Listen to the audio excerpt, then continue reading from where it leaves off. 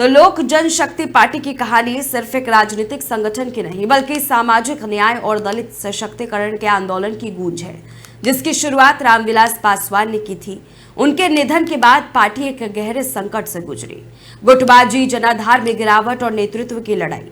लेकिन चिराग पासवान ने खुद को न सिर्फ राजनीतिक रूप से खड़ा किया बल्कि 2024 लोकसभा चुनाव में 5 सीटें जीतकर ये साबित भी कर दिया कि एलजेपी अब भी एक ताकतवर विकल्प बन सकती है। चिराग अब रामविलास की विरासत और नई पीढ़ी का नेता बनने की कोशिश में है। वे बिहारी गौरव और युवा सोच को साथ में लेकर के चल रहे हैं।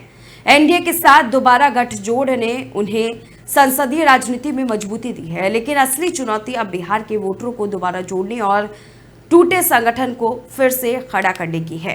अब देखना यह होगा कि क्या चिराग पासवान पिता की छवि से आगे निकलकर एक स्वतंत्र और प्रभावशाली नेता बन पाएंगे या फिर एलजेपी सिर्फ इतिहास के पन्नों तक सिमट कर रह जाएगी। देखिए हमारी ये रिपोर्ट।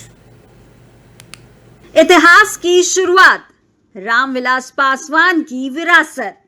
बिहार की राजनीति में सामाजिक न्याय और हाशिए पर खड़े वर्गों की बात करने वाले नेता के रूप में रामविलास पासवान ने जो पहचान बनाई, वही लोक जनशक्ति पार्टी की नींव बनी।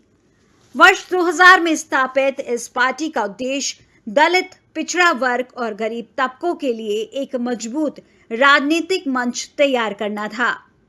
एलजेपी ने अपने शुरुआती वर्षों में राष्ट्रीय राजनीति में भी असर डाला और रामविलास पासवान ने एनडीए और यूपीए दोनों के साथ गठबंधन कर राजनीतिक संतुलन की मिसाल पेश की। वे अलग अलग सरकारों में मंत्री भी रहे और अपनी स्वीकार्यता को साबित किया। पार्टी ने नारा दिया, हर हाथ को काम, हर खेत को पानी, हर पेट को रोटी और हर जात को सम्मान। राजनीतिक भूमिका और चुनावी रणनीति, जिसका फायदा 2019 के लोकसभा चुनाव में देखने को मिला, क्योंकि इस चुनाव में एलजेपी और एनडीए ने 6 में से 6 सीटें जीतकर शानदार प्रदर्शन किया। लेकिन 2020 में चिराग पासवान ने जेडीयू के खिलाफ अकेले चुनाव लड़ने का फैसला लिया और खुद को मोदी का हनुमान बताया। हालांकि चिराग का यह दांव सफल नहीं रहा। पार्टी को बहुत सीटें नहीं मिल पाई, लेकिन कई सीटों पर उन्होंने जेडीयू को नुकसान पहुंचाया, जिससे एलजेपी को वोट कटवा पार्टी कहा जाने लगा और इस चुनाव के बाद ही पार्टी में टूट और अंततः विभाजन हुआ। गुटबाजी और विभाजन, पासवान परिवार में दरार। 2020 में रामविलास पासवान के निधन के बाद पार्टी भीतर से हिल गई। नेतृत्व को लेकर उनके बेटे चिराग पासवान और छोटे भाई पशुपति कुमार पारस के बीच गहरी खाई बन गई। राजनीतिक मतभेद इस हद तक बढ़े कि पार्टी 2 हिस्सों में बढ़ गई और एलजेपी, जो रामविलास पासवान की पार्टी है, उसके नेतृत्व का जिम्मा चिराग पासवान ने संभाला और राष्ट्रीय लोक जनशक्ति पार्टी का नेतृत्व पशुपति कुमार पारस ने संभाला। लेकिन इस विभाजन ने पार्टी की साख को काफी नुकसान पहुंचाया। उनके निधन के बाद से एलजेपी की स्थिति लगातार कमजोर होती गई और एलजेपी की कमान जब चिराग पासवान ने संभाली, तब से लगातार जनाधार में गिरावट आती गई। इसके साथ ही पार्टी के नेता भी साथ छोड़कर दूसरे दलों का दामन थामने लगे। विधानसभा चुनाव में चिराग पासवान के एनडीए से अलग होकर अकेले चुनाव लड़ने का दांव भी उल्टा पड़ गया।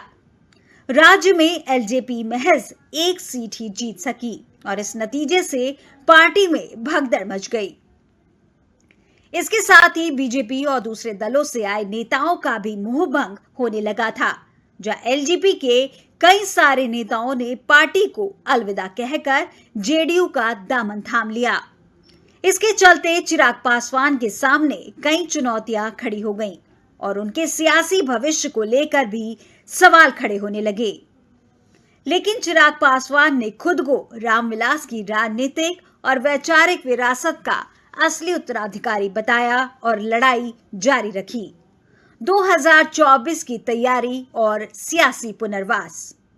2024 लोकसभा चुनाव से पहले उन्होंने बीजेपी के साथ फिर से गठजोड़ कर अपनी ताकत को फिर से राजनीतिक मंच पर स्थापित करने की कोशिश की, जिसमें चिराग पासवान काफी सफल हो चुके हैं, क्योंकि 2024 लोकसभा चुनाव में चिराग पासवान की पार्टी ने 5 सीटों पर चुनाव लड़के सभी पर जीत हासिल की, जिससे बिहार के साथ साथ राष्ट्रीय राजनीति में उनका कद बड़ा हो गया और वे सही मायने में बीजेपी के हनुमान बन गए।